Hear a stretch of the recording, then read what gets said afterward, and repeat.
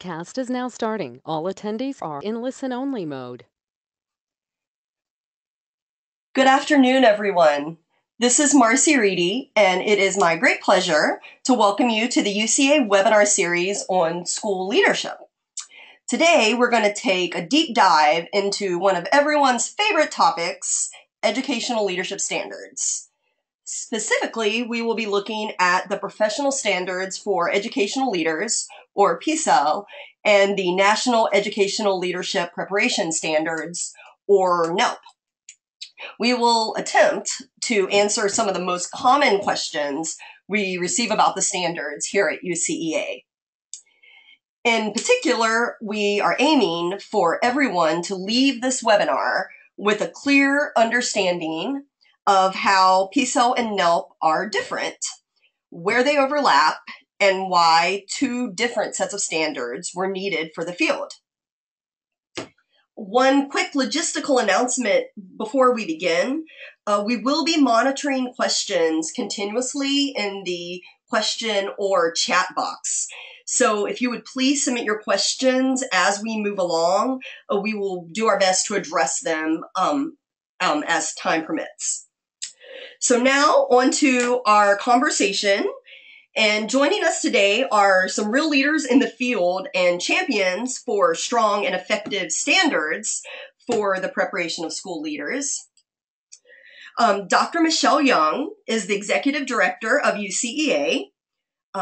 Also very relevant for this discussion, she served as chair of the NELP Development Committee, where she oversaw the extensive and lengthy process leading to the development of the NELP standards. And additionally, Dr. Young served on the PSEL steering committee with Dr. Wilson, who we will introduce next. Dr. Jackie Wilson is currently Executive Director of the National Policy Board for Educational Administration and Director of the Delaware Academy of School Leadership. So first, congrats, Jackie, on your new appointment at the National Policy Board. In addition to those roles, in her work, she was instrumental in the development of the PSEL standards and continues the efforts to encourage state adoption and adaptation of the standards. Dr. Wilson co-chaired the first PSEL planning committee with Dr. Joe Murphy and served with Beverly Hutton and Mark Smiley on the second edition of the planning committee.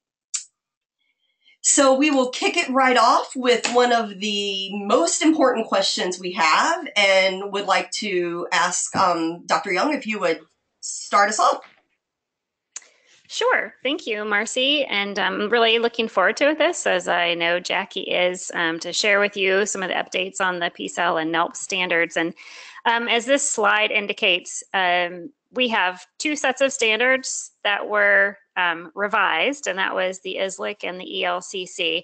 And we had two name changes at the same time. And we recognize that the language changes can cause some initial confusion, but we do want to assure you that this was done for a very good reason. The first reason was that ISLIC and ELCC are the names of organizations that actually no longer exist. ISLIC was disbanded in 1997 and ELCC was disbanded in 2010. And the second reason is that we really wanted the standards to have names that made sense, that describe what they actually are. They are professional standards for education leaders, and they are national education leadership preparation standards. So with that, I'd like to ask our good friend, Jackie Wilson, to share with us about the new professional standards for ed leaders. Great, thank you, Michelle. I'm very excited to be here to talk about something I'm pretty passionate about, which is the professional standards for education leaders. So I'd like to start first by just talking about why did we need new or revised standards for education leaders. We were used to the ISLIC standards. We were comfortable. States and districts had done a lot of alignment of their materials. Preparation programs were using the standards based on ISLIC. But one thing we know and recognize is, and I use this paragraph that comes right out of the introduction page for the Professional Standards for Education Leaders, is the schools that we're all working in today are very, very different from the ones from just a few years ago.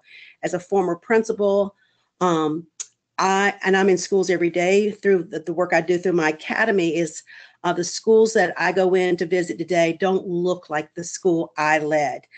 We have a global economy that's transforming the kinds of jobs that our students are going and the skills that our students are going to need for the jobs in the 21st century. We also have new technology that's changing every moment. The conditions in which children are living are different in both demographics and those family structures.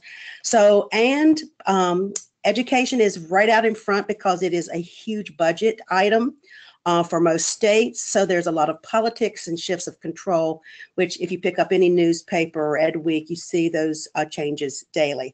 There's also been cuts in school funding. So schools are having to adjust and adapt to that. So it was time to look at the ISLIC standards and to see if they really were standards that really were appropriate. And by looking at them, we began to see that it was time to do more than a little bit of a refresh. It was really, it was a major shift from 6 standards to 10 standards. I'm going to talk a little bit about what some of those major changes were. So, you know, one of the things that I want to be clear is that these standards, the PSEL standards, are grounded in current research and real life experiences. And as the co-chair of the committee with Joe Murphy, the first committee that started the initial work, the committees, and we had several committees, but our committee looked at over 600 empirical studies.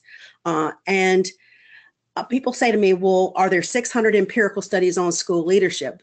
Not every study was specifically about the work of a school leader, but these studies were about those things that touch the life of a school leader. So we may have been looking at things about children who live in poverty or homelessness or children who speak a second language. We were looking at studies about culture, about working in communities. And so those 600 studies really gave us a good understanding of the changing landscape and the kinds of issues and the kinds of skills that a school leader would need to be effective to do their job. Then we had over 1,000 interviews and focus groups with practitioners. We talked with principals, assistant principals, superintendent, district leaders, teacher leaders about the work that was going on in schools. And then what we did is almost like a crosswalk. Where did the world of practice touch the world of research? And we saw just a very strong alignment in both of those. So we wanted a set of standards that could articulate the kind of leadership that our schools were going to need and that our students deserved. And I think that's what I love so much about these standards, is that they are very student-centered. I think in every conversation we talked about, what do I as the leader need to do so that I provide a quality education for every child who comes in the door. And it's really about that's really the foundations and the principles of leadership in these standards. So, you know, this graphic that you're seeing on your screen really says everything's about that student. That's why it's in red, because that is the most important. That's the work we do. And we need leaders who understand that and who are effective at leading. And the standards help define what that work looks like. And so it really is the current research, what we know the research is telling us, and those real life experiences. So the professional standards for education leaders are really a guide for educational leaders, and they really focus on school improvement and student achievement, because as a school leader, my job, my responsibility is to make sure I'm working on strategies. I am working on programs. I'm working with people to improve the quality of teaching and learning in my school. And as district leaders, the same thing. We're improving we're improving those conditions for kids in our school with the outcome being that every child will achieve to their full potential. So these standards are designed in a way that really help school leaders understand the challenges and the opportunities for having the kinds of schools we want in the future for our schools and for society to transform actually the opportunities for students. So how do these standards guide practice? My work at the Department of Education in Delaware, one of the things we really tried to focus on, we always felt that standards were like the foundation of everything we did as we were looking at policy. And so if we had a set of standards, those standards should actually guide preparation programs on the kinds of programs they should be designing, the curriculum, that content, the kinds of clinical experiences for how they were developing leaders, so that when they entered the profession as an assistant principal or principal or as a superintendent, they had, those initial skills they were going to need to be successful. We also found that good standards can really be a resource to school districts and to charter schools when they're hiring school leaders, that the standards should really guide the districts and their HR departments in who are the people we're looking at? What is the skill set that's important for the kind of leaders we need? And so making sure we're doing a better job of getting the right people into the positions they need in the right schools and the right districts. And it should also be guiding an alignment to the professional development, because as school leaders, we're continually learning and growing beside our teachers.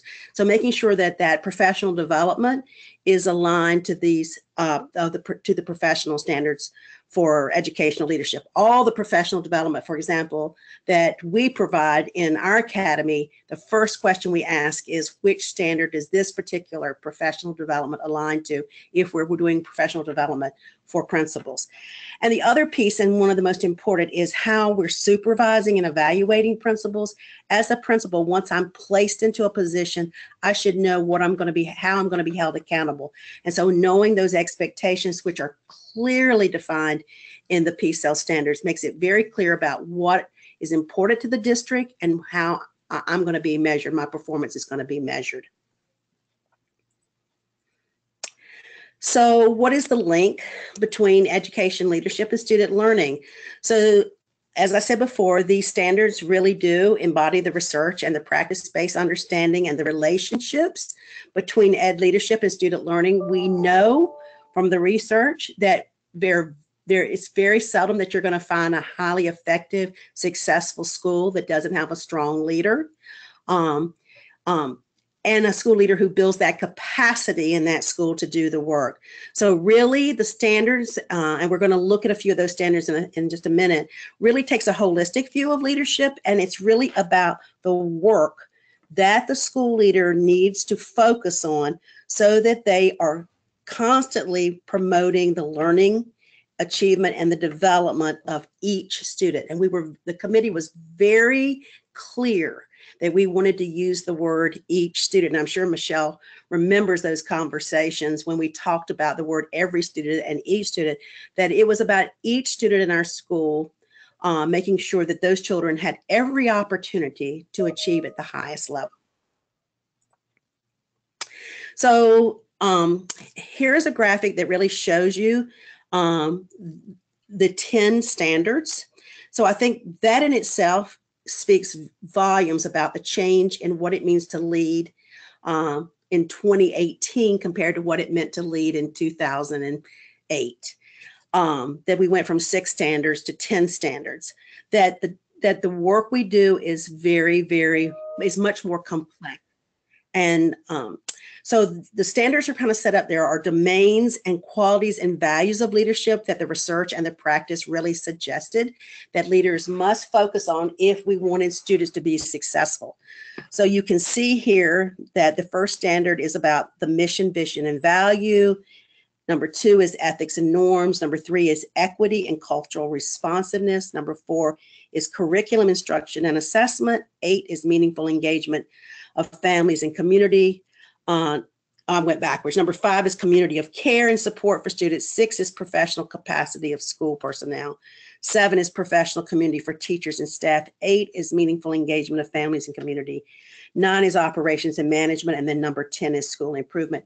And each of these standards has criteria under it that really tells you what you would see an effective leader do based on what the research and practitioners said is important for students to achieve at high levels.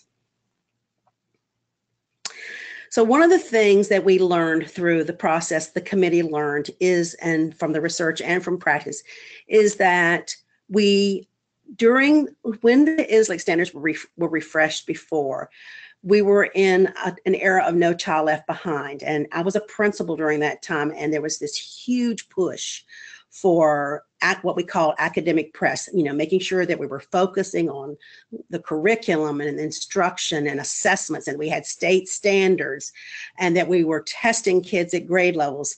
And we really pushed that very hard, and that we talked about that. That's what we talked about all the time. But one of the things we learned by looking at the research and by talking to many, many principals and superintendents is that where principals were spending much more of their time was under the area of care and support. And the research studies really supported that as well. And so you can kind of see from this graphic that I've kind of put the standards, and they can really move back and forth. It's very hard to not have ethics and norms be under both academic press and care and support. So they kind of are interchangeable, but you can see that as we're working with principals, that they have to balance the academic press, the academics with the care and support. And that care and support must be extended not only to creating a culture of care and support for teachers and for support staff, but also the care and support of children and students, but also their families and the community. So, it really, and then I really like the idea that there's a school improvement standard, which really captures the total work that we do as school leaders to provide experiences. The principal guides those experiences for all students.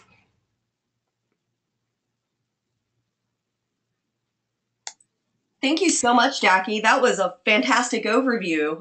You can't even imagine all of the work involved in putting these standards together and the combined research to support it. So with that as our preparation and our background, we were going to take a shift to the NELP standards now.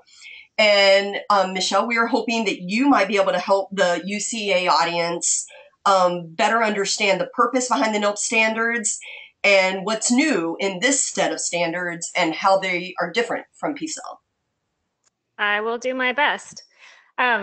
So as soon as the PSEL were finalized, a second committee went immediately to work to develop a second set of standards. These are aligned to PSEL, but focused at the level of preparation. And as Jackie was pointing out, there were a number of different committees that fed into the development of PSEL. So a lot of field knowledge had been collected, research had been reviewed, and so the NELP committee took all of that and then supplemented those resources with outreach to leadership preparation stakeholders and additional research that was relevant specifically to the preparation of educational leaders and how those different content areas should be dealt with, and in addition to how they pedagogically should be presented.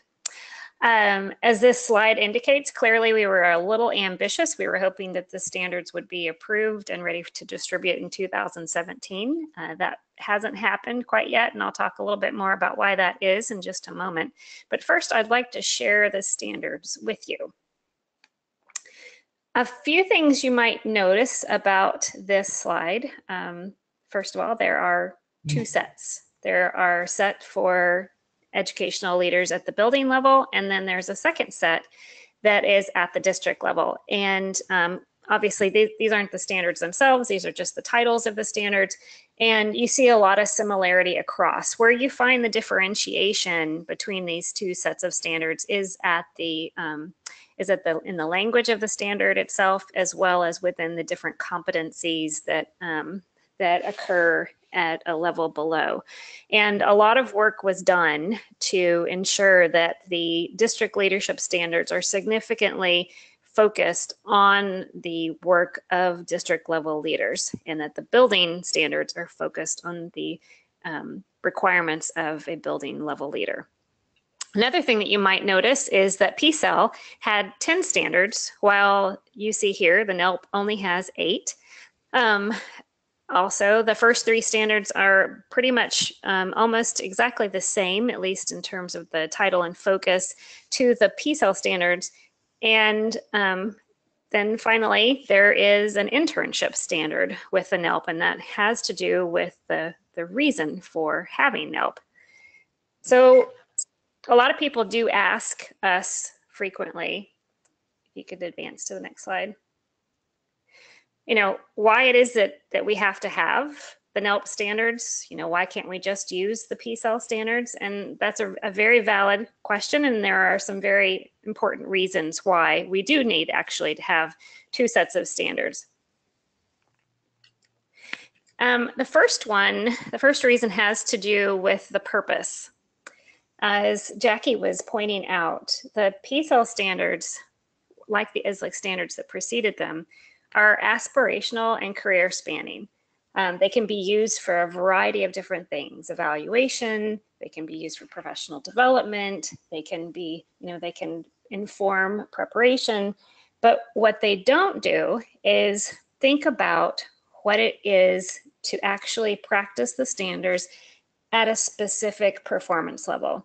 So what NELP does is it takes the PSEL and it breaks it down into a developmental continuum and focuses in on what it is that beginning level leaders need to know and be able to do. And that's the level of preparation. So what you find in the NELP standards is expectations for individuals who are at the beginning level of leadership. So a second reason that we need the standards is that the NELP is very specific to each leadership position. As I shared with you a couple slides back, there are 2 sets. One of them focuses on building, one of them focuses on the district. The PSEL standards is a set of standards that speaks to education leadership broadly. It can be focused on from teacher leadership to the superintendency, but the NELP standards provide a more finely articulated picture of leadership to guide the preparation of individuals who are going to become building level leaders and district leaders. And this is very similar to the way the ELCC operated before. So to summarize, PSEL is aspirational, career spanning, and PSEL speak to all leadership positions, whereas NELP standards are position specific and they identify expectations for beginning level leaders. And these are important differences. They reflect how the standards are used by preparation programs to either design preparation or to evaluate their candidates, and by states and accrediting organizations to review and evaluate programs. And although many state standards still reflect ISLIC standards, we both, and I know Jackie already said this, but we both strongly recommend that states reconsider that and think about adopting PSEL and NELP. Not just for use in future standards adoption or revision work, but now as a resource for any kind of program design, improvement, or evaluation work. They truly are really excellent standards. And in the handout section of the dashboard, you'll find a knowledge utilization brief that summarizes some of the points that I've made here. So the process we used, I mentioned that we picked up right after PSEL ended. We had 2 committees actually. One of them was the Standards Development Committee and another one was an Evaluation Committee. The Standards Development Committee went to work trying to identify the beginning level expectations for both building and district leaders. They pulled insight from the field, refined, and then gained some input from CAPE, Based on that feedback, the NELP committee did some further review and research preparation, evaluation and practice of ed leaders, consulted with NPBEA organizations, practicing school and district leaders, state education officials, researchers, higher ed leaders and faculty, and other policy-oriented constituents. And then we use that information to refine the drafts further to ensure that the standards included the most essential knowledge and skills as identified by research and input from the field. And as part of our refinement process, we began working with assessment experts. Here, the big question was, are these standards actually measurable? And they pointed out that in some cases they weren't. We found that our initial drafts of the NELP standards had many things packed into them. And part of the reason was that we were trying to fit 10 standards into the body of 7 standards. And just briefly, I'll mention that the reason why we were doing that is the NELP standards are used in CAPE accreditation, and CAPE has several rules about how many standards you can have, how they're used, the types of things you have to have in your documents, and so forth. So one of the design challenges that we had was you could only have 7 standards, 7 content standards, and you could apply for an additional 8 standard that focused on the internship, which we did. So the evaluation experts went to work, and still on the previous slide, sorry, taking a little long, sorry. So in the May of 2017, feedback was sought on the final draft of the NELP standards from practicing leaders, higher ed faculty, and state officials. And then again, that feedback was used to refine the set of standards that we have currently putting together to submit again to CAPE at the end of May. So what is special about the NELP standards? I've already told you how they are distinct from the PSEL standards, but it's also important to consider the fact that standards aren't just sets of words, and they don't represent some sort of a checklist. And we really, really hope that that's not how the PSEL and NELP standards get used. These reflect some of the best thinking in the field currently about the expectations of school leadership. And in this case, they reflect the experiences and voices of thousands of school and district level leaders across the country, as well as empirical research, as Jackie pointed out. But perhaps of more importance to those of you who are in the process of developing ed leadership preparation programs, the NELP standards document is an incredible resource. I believe that there are some copies available, the draft copies, on the UCEA website, and we can post where that URL is so that you all have access to it. But as these bullet points indicate, they are aligned to the PSEL. They offer standards for building and district. They offer standards focused on the internship experience, which I'm going to share with you in just a second. They unpack the content and experiences for each of the standards. So Jackie and I are going to take you through how PSEL and NELP compare in a few minutes. And one of the things that I'll show you is how the NELP standards breaks down from the component level down to the specific knowledge and skills that we recommend that programs focus on when they're preparing leaders to align with the NELP standards. And they also provide a research base is in the NELP document and a crosswalk to the PSEL and ELCC standards. And then finally, the NELP standards document provides a rubric for program assessment. And of course, this is very important because a critical part of preparation is faculty making sure that they understand that candidates are learning what they intend for them to learn. So just quickly, the internship standard. As you can see here, the internship focuses on 3 specific things, which break out into individual components. So they're under the supervision of an expert practitioner. They occur in multiple and diverse settings, and they provide coherent, authentic, sustained opportunities to synthesize and apply the knowledge that's presented in standards 1 through 7.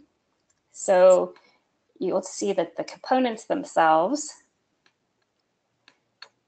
speak more directly to each one of these.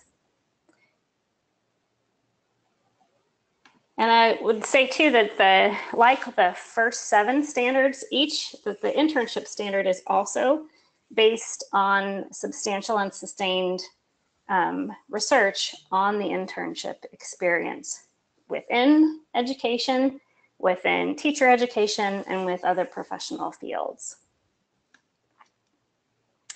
And one other thing that I mentioned was the evaluation committee, which was trying to see whether or not we could support programs in ensuring that they could actually measure these standards and whether or not their candidates were learning these.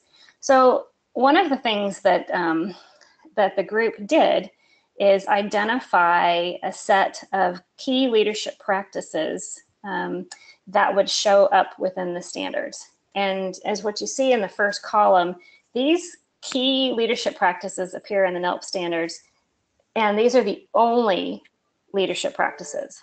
So designing, implementing, collaborating, communicating, diagnosing, we were able to ensure that each one of the content areas could be reflected through these key leadership skills, and that by doing this, it made it much more likely that a program would be able to evaluate whether or not their candidates were able to actually do these things, because they provide some consistent types of activities that the program would be looking for. And then finally, in the actual document, you'll see a set of rubrics that also help the faculty members.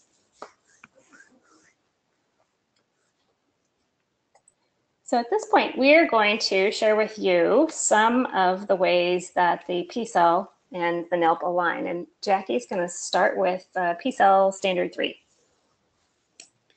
Okay, thanks, Michelle. So PSEL Standard 3 is the standard called Equity and Cultural Responsiveness. This was an area that, through the research and listening to practitioners, really stood out as an area where ISLIC really did not address this as directly as it needed to. So the standard says effective educational leaders strive for equity of educational opportunity and culturally responsive practices to promote each student's academic success and well-being. So now I want to look at what comes under that, because that's where we see what are those practices that we would expect of, say, a principal who was able to demonstrate effectiveness in this area. So if you look, the first, and I won't go through every one of these, but I'd like to take a few of these. So the first one, if we look at A, and I'd like to use, so an effective leader who is effective in this area, you would see that they ensure that each student is treated fairly, respectfully, and with an understanding of each student's culture and context.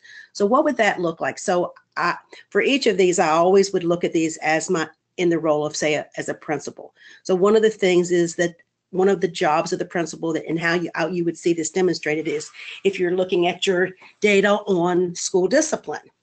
And do we have overrepresentation of any group of students who are being over-identified for discipline practices? Or are we making sure that every child has access to a rigorous curriculum?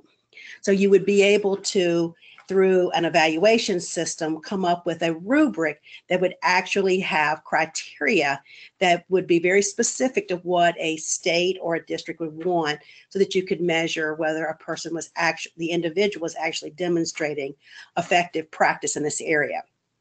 So let's look at another one. C. Let's stay on this one. Okay, C. Ensure that each student has equitable access to effective teachers, learning opportunities, academic and social support, and other resources necessary for success. This is one in which you would really want to make sure that every child, even children who may have special needs, would have access to the regular curriculum, that if you look at the equity data for many states, we're finding that many times children of poverty and children in underrepresented groups get the least experienced teachers. So as a building leader, I am being responsible for making sure that every child in my school has a high quality teacher. They're getting access to the resources they need so that they can be successful. And as the leader, I'm going to be able to provide evidence that I am effective in that area. And as a professional, and then I want to take off that hat and think about it as far as professional development. So if I'm the supervisor of a principal, I could begin to look in these areas and say I may have 10 to 15 principals who may need some professional development. Go to the next slide, Marcy. Who maybe, so let's look at F. Promote the preparation of students to live productively and contribute to the diverse cultural context of a global society. So one of the things I might be able to do as the supervisor is to prepare some professional development for teacher leaders and the principals in my district to really provide them with opportunities to learn how to be able to help develop programs in their school for students so that they are actually learning how to work and collaborate together in professional learning communities and have an appreciation of the different cultures from which schools come.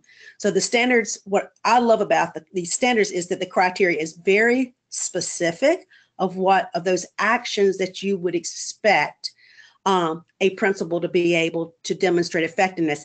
And one of the questions we received is, oh my goodness, there's so many criteria under each of these standards.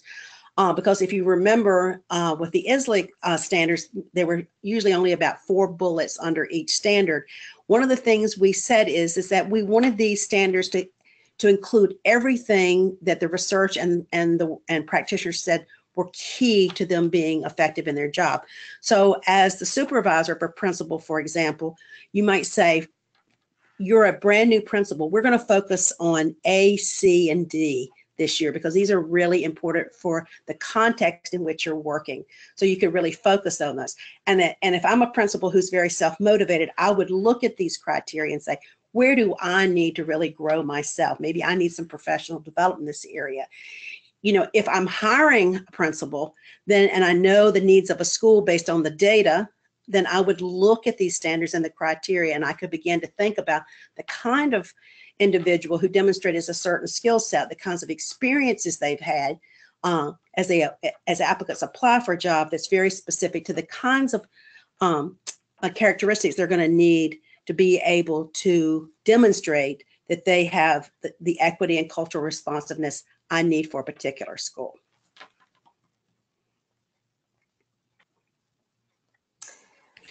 Alrighty, so for the purpose of comparison, I have pulled the NELP building standard. So what I'm going to show you right now is just building. It doesn't reflect how these show up within the district level standards. So the standard language itself is fairly comparable, and what you see in the bold highlight is essentially the way that the components line up with the standard language. So applying knowledge and skills, developing and maintaining a supportive, equitable, culturally responsive, and inclusive school culture. So if you try to align these directly with the PSEL standards, and it would be wonderful if we could do a split screen, because it'd be great to have what Jackie just showed you right by this slide. You find that component 3.1 is really aligns well with 3A in the PSEL standards. It's focusing on evaluating, designing, cultivating, advocating a supportive and inclusive school culture.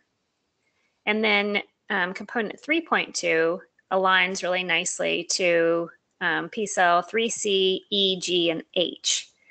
So it focuses on evaluating, cultivating, advocating for equitable access and educational resources and opportunities. And then component 3 aligns well to 3B of D, G, and H of PSEL. as you can see, just like the constraints that CAPE put on the number of standards that we could have within the NELP, we were also constrained by the number of components. So where in PSEL you might have anywhere, what is it, Jackie, 5 to 9? Oh yeah, 5 to 9. Yeah, and a total of, I think, around 82 or 83. Within NELP, we could have no more than 28 total components, and that's what we limited them to. But one other thing that's kind of interesting, if you could move to the next slide, is that because one of CAPE's cross-cutting standards is a focus on equity and diversity, there was also an expectation that that the focus on equity and diversity showed up not just in Standard 3, which is the key focus, but it also provided us with the opportunity to infuse it elsewhere. So you'll see that in Component 2.1, which focuses on leadership norms, you'll find equity and diversity also worked into that particular component.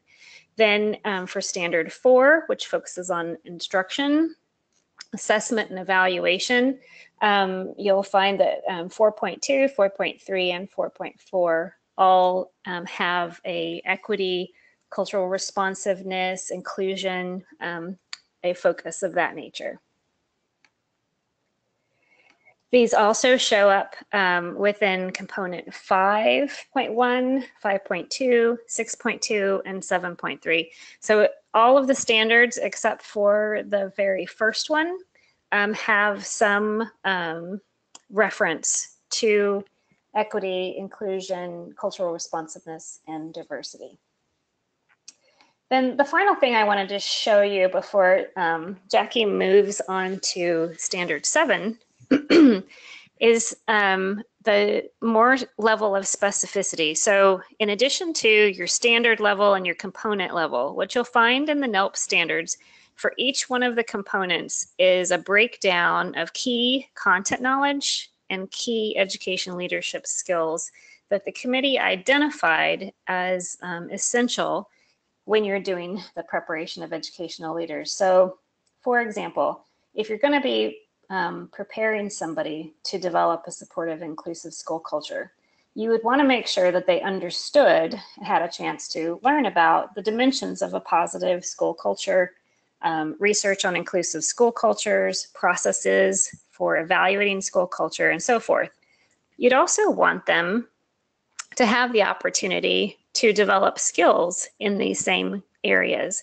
So you'd want them to have an opportunity to evaluate a school culture, design and cultivate a supportive, nurturing, and inclusive school culture, develop strategies for improving school culture, etc. And you'll notice that the language that I showed you in the matrix before shows up here under the education leadership skills. It also shows up in the component level: evaluate, design, cultivate, advocate.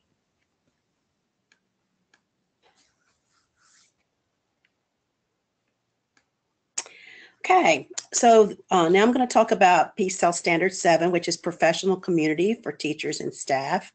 And this standard is about, it says that effective educational leaders foster a professional community of teachers and other professional staff to promote each student's academic success and well-being. So if we look at this standard a little more closely and look at the criteria, we see that under this, and I won't read them all, but for example, the first one is to develop workplace conditions for teachers and other professional staff that promote effective professional development practices and student learning. So one of the things that we would see is that there is a, that the school leader has created a culture within that school where teachers and other professional staff can participate in high quality and effective professional development that's focused on their practice. So that may be, you know, improving their content knowledge in the area of mathematics, or how they work with English second language students, and how they're always focused on improving the skills and knowledge of teachers so that the result is improved student learning.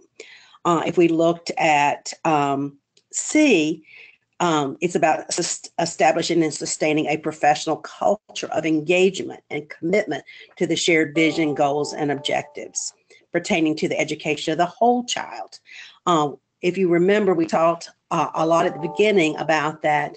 The new standards really look at the whole child, both those academic needs of the child, those academics, but also the care that we need to provide to children, making sure that children feel supported, that they feel cared about, that we're working with their families. And so really this standard is really about how we're building that culture, that inclusive culture where there's trust. Our teachers feel that there are trusting relationships, that there's open communication, there's this opportunity for an organization that's really an organization focused on learning and improvement. Go to the next slide. So you can see there is a lot in this particular standard, which is very different than the ISLE, where, again, I told, one of the things we said is we didn't want to say that we could only have 4 criteria because we wanted to make sure we captured everything, because remember, the PSEL standards are aspirational standards, that these are, certainly that a principal or a teacher leader or a district leader is going to have strengths in some of these areas, but there's also opportunities to grow in areas where they may need to grow over their career continuum. So maybe I'm a 6-year principal or or even assistant principal, and so maybe I have really become real strong in certain areas, but there's still some areas that I need to really work on. So one may be able to provide opportunities for collaborative examination of practice, collegial feedback, and collective learning. This is an area where it's really an opportunity for principals and teachers and other professional staff to work in data inquiry groups or to work in PLCs to really talk about student work or talk about lesson plans and really give each other feedback so that it's really a reciprocal opportunity for learning and learning together as a team. So you can see that these standards are really about building the capacity of the people who are working in the school so that they are providing opportunities for students so that students can achieve at their highest levels.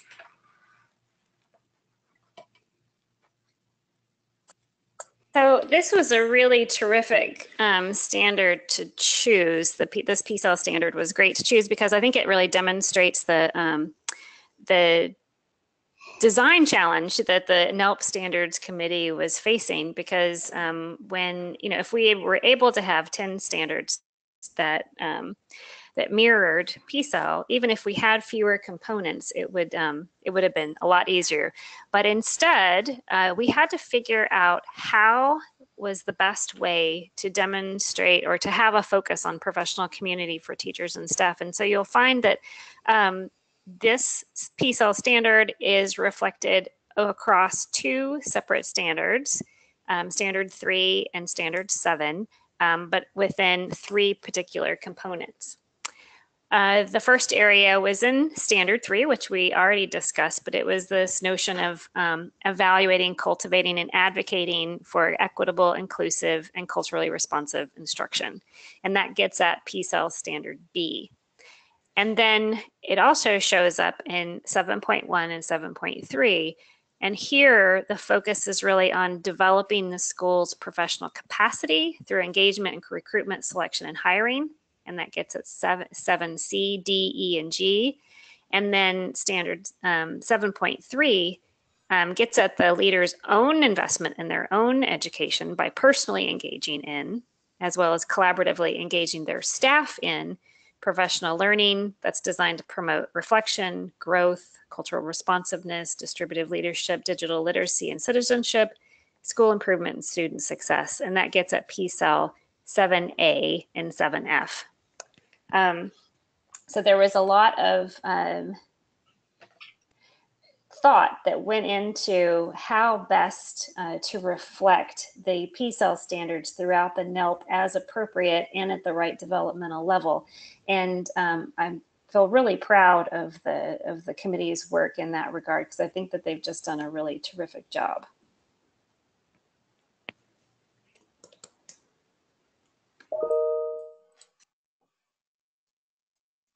So at this point, Jackie, you want to start by talking about what you see as the key next steps Next, for well, you know I want to talk about this, Michelle, yeah.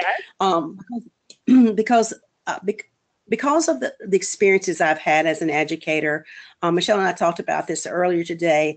Because I worked a long time in a school in various roles and worked with district offices, and then at the Department of Education, and now in higher ed. I have such a respect for national standards, and I understand how these national standards can be such a foundation and can really create cohesive systems at the state level that guarantee that we're providing the best opportunities for our students. So I really want to see states adopt these standards. I think these standards are outstanding. And I believe that if we can adopt these standards at the state level, and then we align our policies around the systems to these standards. So we want to make sure that our universities are aligning both their content and their clinical experiences for preparation around the NELP standards, but that also that states are using these standards as guidance for how they're licensing and credentialing educators. That we're making sure that we're creating licensure systems that are going to be of high quality for our students, and that we're helping districts understand that they need to be selecting and hiring individuals who demonstrate these standards, but also have the potential to.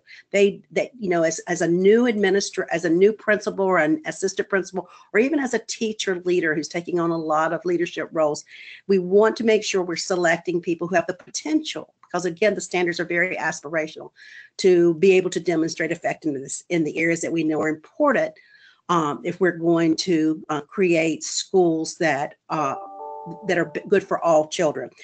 We also should be using these standards to develop coaching and mentoring programs for our school leaders to drive all our professional development needs to be aligned to these standards, and creating supervision and evaluation systems in our districts and states that are aligned to these standards, so that we are making sure that principals are receiving the kinds of feedback they need to grow. So the biggest next step in the work I hope to do as the executive director of the National Policy Board is to really talk with states about the adoption of the PSEL standards. Terrific. And just in terms of next steps for NELP, we are very hopeful that we'll be able to share the standards with the higher education community and the states by the end of the summer. The CAPE Specialty Area Review Committee will be doing a final review of them at the end of May and during June.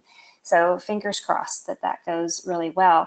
And at the same time, CCSSO and the National Policy Board have been supporting the development of a resource guide, both for individuals who are developing their NELP program reports and individuals who are interested in serving as reviewers, that provide some kind of very insightful advice and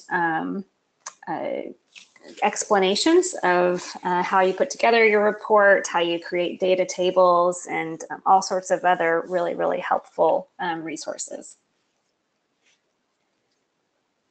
Marcy? Fantastic. So now we have a few minutes left, and we were hoping to begin to field some of the really awesome questions we received from the audience. We have several questions on when the NELP standards would be finalized that we have hopefully addressed. If there are any other questions about that and the current status, please submit those in the chat box. But moving forward, one of the questions we have is whether we know when SLLA will be realigned to PSEL, or if it will be realigned to NELP. Does anyone have any thoughts on that? Well, I know that ETS has been working with a couple of committees to redesign the SLLA to definitely reflect the PSEL, and they are also taking a look at NELP. Jackie, do you know of any more specific information? I do not, and I think that's an excellent question, and I think that's definitely something that I would hope as more states are adopting these standards, there will be that sense of urgency to get that assessment realigned in a quickly. Very quickly, yeah. And we've been advocating from the policy board, from the chief state school officers, from UCEA for ETS to take a look at and to really consider using NELP as the basis, since SLLA is primarily used for certification right after an individual gets their preparation and kind of at the beginning level of their work as a leader. So it would make sense for it to be framed around the NELP, which is framed around PSEL. Yes. Great. The next question we have is regarding the PSEL standards and whether they carry lawful weight. Specifically, can an educational leader be held accountable or dismissed if the standards are not met? Great question. The only way that would happen in my experience is if a state or a district adopted those standards and built those into their evaluation system and had a criteria of what it meant to be effective or to need improvement or to be unsatisfactory. So at this time, I don't know of any state that is that far along with their evaluation systems that are aligned. I know that Delaware is working on theirs. I know there are several other states that are working on their evaluation systems to do that alignment.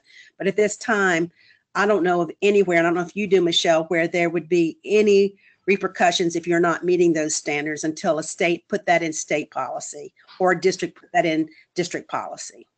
Yeah, no, not at this time. And I think it took quite a while, actually, for states to develop evaluation systems that were aligned to the ISLIC standards.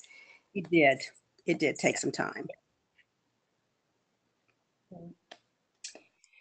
We also have several questions about getting access to the crosswalk, the updated standards, this PowerPoint, and it seems like maybe the easiest way for us to make that available is to update our website, put it up there, and then email it out to all attendees. So if that will work, we will certainly make that available. Yeah, and most certainly. Yeah. Oh, go ahead. No, I was going to say, and one of the things now that I've taken on the role of executive director at the National Policy Board is that we want to add on our website a resource center for states and districts and universities who may be interested in resources. So that is something that we're planning in the future, so that we'll have a place where to go as we learn what different states and districts are doing with the standards. We would have some resources and examples and exemplars there for people to access.